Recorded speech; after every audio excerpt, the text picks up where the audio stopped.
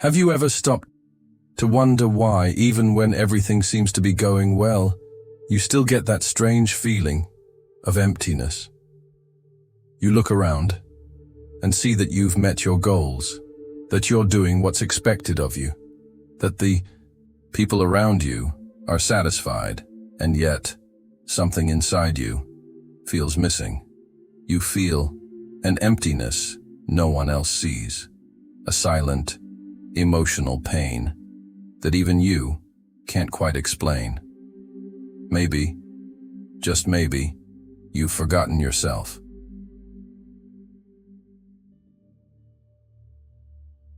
It's not sadness. It's something more subtle than that. It's a heavy silence inside, like a part of you is watching from afar, trying to remind you of something you forgot. This kind of emptiness, according to Carl Jung, isn't about lacking success or affection or recognition. It's the absence of yourself. It's the unconscious shouting, "Hey, are you still there?" Many times, we live on autopilot, following the flow of what we've been told is right: school, career, stable relationship, looking good, the image that pleases others. And in that pursuit of meeting the world's expectations, we stop listening to our own voice. But that voice doesn't disappear. It just falls silent for a while. It waits quietly in the background, hoping you realize you're living outwardly and forgetting to look inward. You know that feeling when everything seems to fit perfectly, yet you don't feel complete. Maybe it's because you fit in so well that you ended up losing yourself. And the strange thing is, no one notices from the outside. Many people live through an existential crisis without even knowing it, without being able to name it. Life seems perfect, but inside, it's as if you're watching your own story from the sidelines, physically present, emotionally absent. This is the emptiness no one sees. It's what happens when you distance yourself from your essence to fit into the life others designed for you, not out of malice, not out of weakness, but out of habit, fear of disappointing, the deep human desire to belong. But there comes a point when it becomes too heavy. You can't pretend everything is okay anymore, when in truth, you don't feel anything, or worse, you feel everything except yourself. Before we continue, go ahead and leave a like, subscribe to the channels so you don't miss any videos, and tell me in the comments where you're watching from. I love knowing how far this message is reaching and who it's connecting with.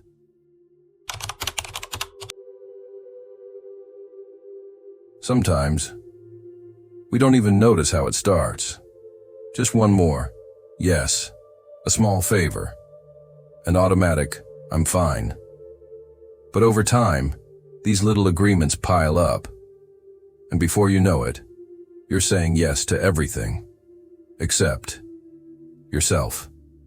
Inside, you feel that something's wrong, a strange feeling, like your life isn't really yours. And it's not an exaggeration.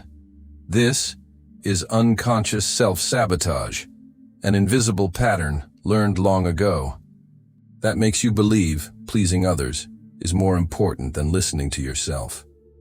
You shape yourself to fit in, to avoid bothering anyone, to be loved. But love, that demands you erase yourself, isn't love. It's survival in disguise. And this cycle, it consumes you. You don't sabotage yourself out of weakness, but out of fear of rejection, fear of not being enough. But here's a truth you may have never heard out loud. Keeping peace with others shouldn't cost you a war within. True. Healing begins when you stop bargaining your essence for acceptance. Life is asking you for courage.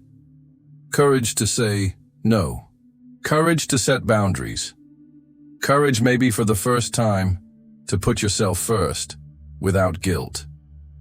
Living in this constant mode of acceptance drains you. You become a reflection of what others expect.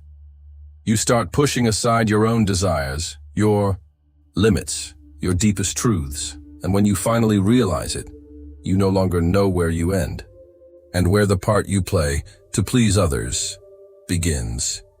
It's not that helping others is the problem.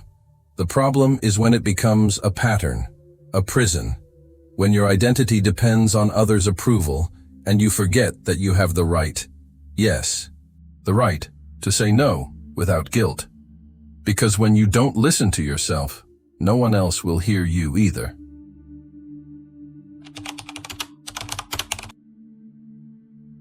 There's a part of you that learned to hide, to stay silent, to seem sweeter, stronger, more controlled than you really are.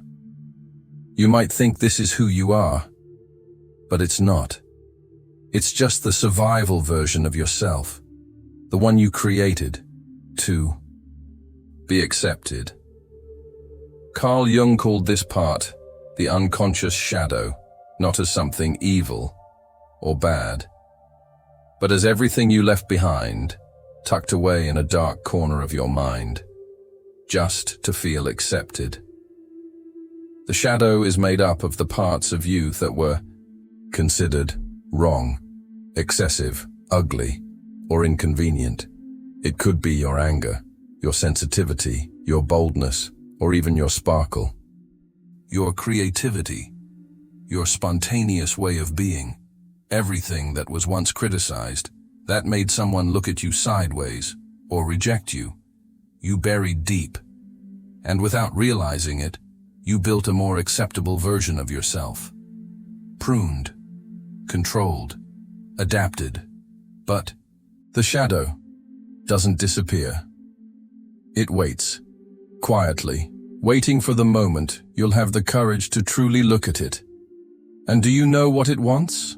It wants to be seen, to be acknowledged, to be integrated, because while you fight your shadow, it will find other ways to show up. Sometimes in bursts of anger you don't understand, sometimes in insecurities that appear out of nowhere, or in patterns that repeat without explanation. Jung said, "What you don't bring to consciousness returns as destiny." That is, what you hide from yourself ends up controlling your life in subtle ways. And the most interesting part is, the shadow doesn't only hold trauma or weaknesses. It also holds potentials. How many times have you stopped yourself from expressing your thoughts, from showing your talent, just to avoid upsetting anyone? How many times have you made yourself small, just to fit into the space you were given? The shadow is also what you could have been if you hadn't learned to hide.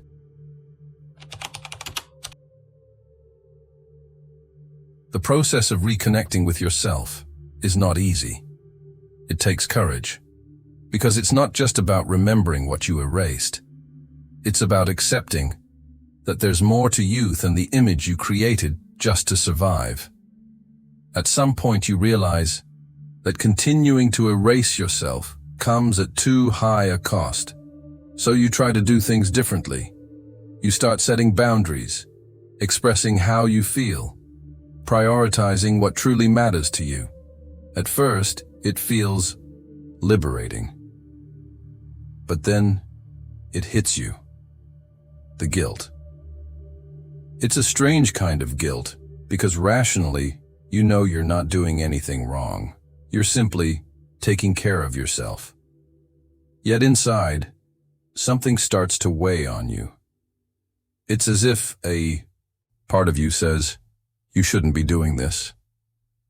This guilt goes way back. It was taught.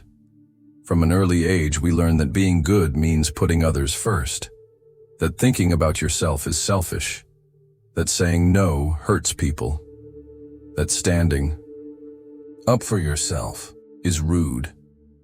This belief takes root deeply, so deeply that when you finally try to listen to yourself, it feels like you're betraying someone. But deep down, the one you're betraying is the character that was created for you. That version, that always gave in, never complained, endured everything with a smile, and leaving that character behind hurts. It hurts because it served a purpose.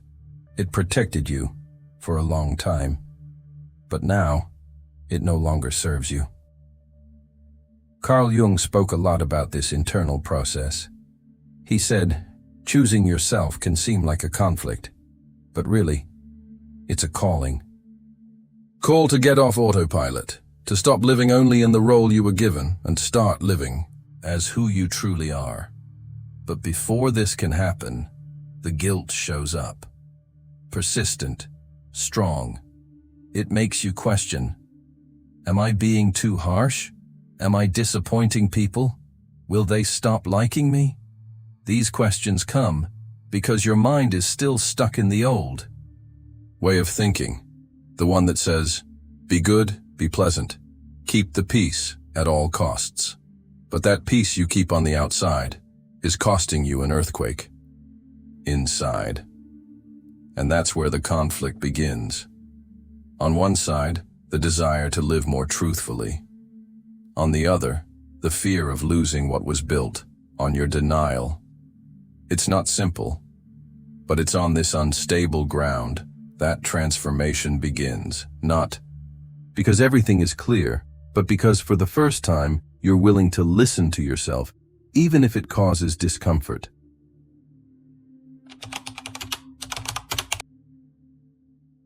When you start choosing yourself, something changes, not just inside you, but around you as well.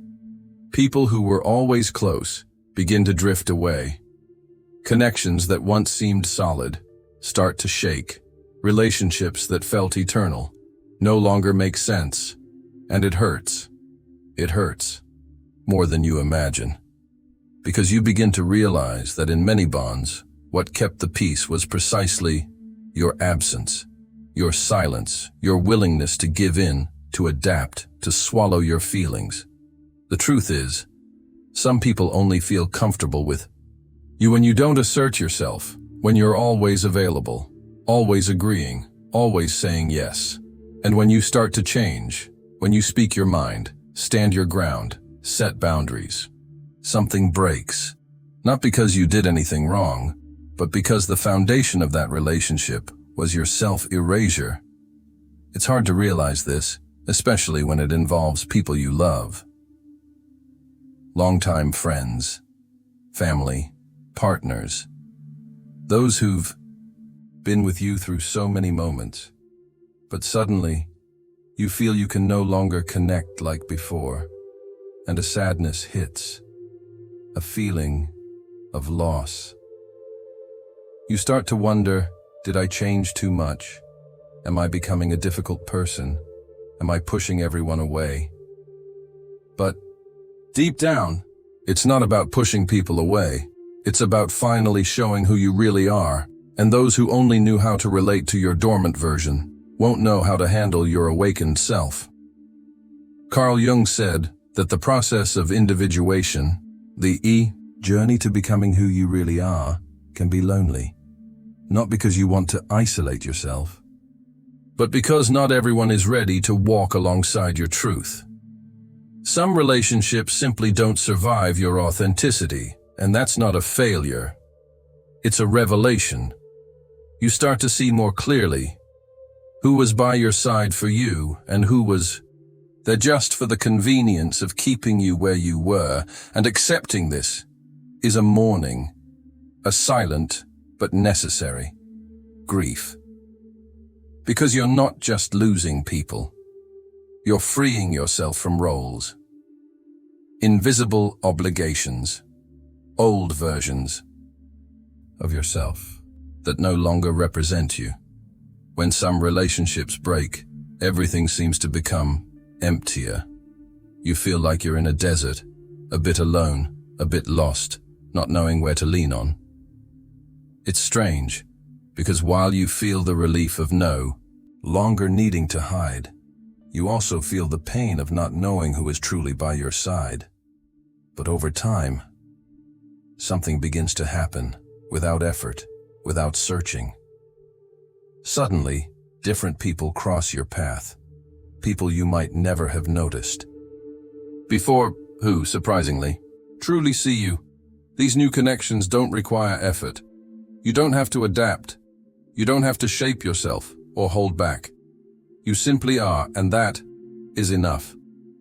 It's a new feeling to be with someone and feel like you can breathe deeply, to say what you think, show your imperfections, and still be welcomed, without masks, without games, without hidden demands. These new connections aren't built on fear of rejection, but on the freedom to be who you are, and that changes everything. Carl Jung said that when you become whole, inside, you begin to attract more genuine relationships outside. Because now, you're no longer vibrating with neediness, you're vibrating with presence. These new encounters, they don't come to save you. They don't come to fill the gaps. They don't complete what's missing. They add to it. You stop begging for emotional crumbs and start choosing those who also choose you. Now, with you. More present in yourself, other frequencies begin to resonate around you. And the most beautiful thing is, these new souls, they don't want to save you or fix you or fit you in. They just want to walk alongside you, to exchange, to grow, together. You. Notice it in light conversations that touch deeply, in silences that don't feel awkward. In the look that says, relax, I'm trying to find myself too. These encounters don't fill what's missing inside you, because now you don't look for that outside anymore. They simply add up with respect, with truth, with presence, and that's when you realize not every loss is bad. Sometimes it makes room for new stories, for new affections, for relationships where you no longer need to hide. Because you've finally learned to show up. Growing isn't what we imagine. It doesn't only happen when we achieve things or finally understand everything. Real growth often hurts, and that pain isn't a mistake on the path. It is the path. When you decide to choose yourself, when you really start listening to yourself, a lot of what was once comfortable begins to bother you. You start to see with different eyes what you once accepted in silence. You begin to feel a kind of misalignment, as if everything that used to fit you no longer does. And that's exactly when the pain comes. It's not physical pain. It's an internal, silent pain, as if something inside is breaking, and it is. Your old version is breaking. That automatic you, who did everything to please, who never allowed yourself to say no, who carried everything silently on your shoulders, afraid to disappoint. Carl Jung said that the process of individuation, the path of becoming who you really are, involves confronting what's in your shadow, the parts you avoided for so long. And when you bring those parts to light, you have to face sides of yourself that aren't always easy to look at. That's where many give up, because growing demands responsibility. It demands making choices that won't always please everyone. It means accepting that you might lose people, comforts, even certainties, in the process of rediscovering yourself. But along with that pain, something new begins to rise. A lighter silence, a more honest look in the mirror, a strength you didn't even know was there. It's like taking off a tight piece of clothing you wore for years. At first, you feel exposed, vulnerable, but then comes the relief. The freedom to move, to breathe, to live, with more truth. And that's why growth hurts. Because to become who you really are, you need to stop being who you no longer are. And that takes courage. But in the middle of this pain, this emotional chaos, this rebuilding, you begin to realize something. The freedom of being who you are is worth more than any comfort zone, more than any fleeting approval, more than living trapped in a role that was never yours. And even though the path isn't easy, it's yours. In the end, choosing yourself isn't selfish. It's love. Love for you. Love for your story. Love for your very existence. For a long time, we learned that loving means giving, sacrificing, putting others first. But no one tells you that when you abandon yourself in the process, it stops being love and becomes survival. Choosing yourself is reclaiming that love that was asleep. It's looking in the mirror and, for the first time, saying, I deserve care too. I matter too. It's not about turning your back on the world. It's about not turning your back on yourself. It's understanding that when you choose yourself, you're not being less generous. You're being more whole, more present, more true. You begin to attract what resonates with your heart's frequency, not what feeds your wounds. Choosing yourself is saying yes to you. It's saying enough to everything that drains you. It's saying thank you for everything that taught you. And above all, it's saying, I am here for you. Carl Jung said, what we deny in ourselves subjugates us, but what we accept transforms us. So, even if you're still discovering yourself, even if you sometimes falter or fall back into old patterns, remember, every step you take toward yourself is a step of love. And that love doesn't need permission. If you've made it this far, it's because something in you is waking up. Something in you is tired of surviving and wants to start living. So right here in the comments, I choose myself. Let's see how many of us are waking up together.